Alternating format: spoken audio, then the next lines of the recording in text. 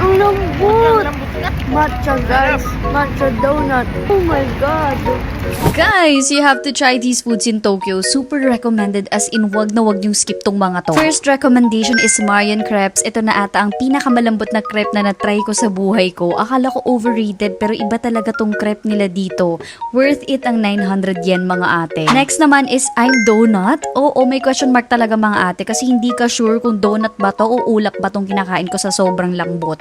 Ito talaga yung wag nyong skip. Parating mahaba pila dito pero malalaman nyo kung bakit siya pinipilaan. Oh my god. Sobrang lambot. Parang gawa sa heaven. Parang clouds. Freshly made right in your face. Ang lambot. Oh my god. Ang lambot. Ang lambot. Matcha guys. Matcha donut. Good. Ang lambot. Patikim. Hindi na. Kunti lang.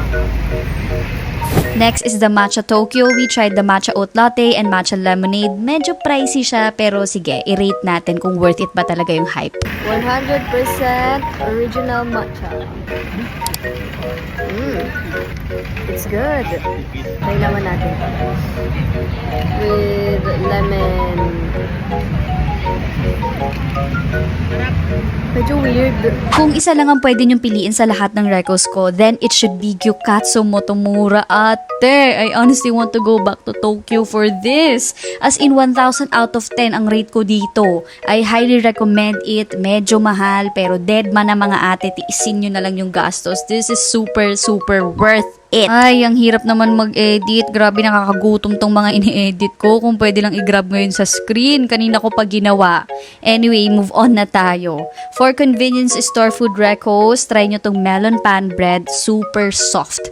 Yung coffee din nila is legit espresso, as in huyo ang 3-in-1 dito sa Japan guys. Then try nyo itong maliit na rice meal nila na parang pastil version ng Mindanao. Super legit na masarap, mura at mabubusog ka pa. Ayun lang guys, follow for more Japan videos. Bye!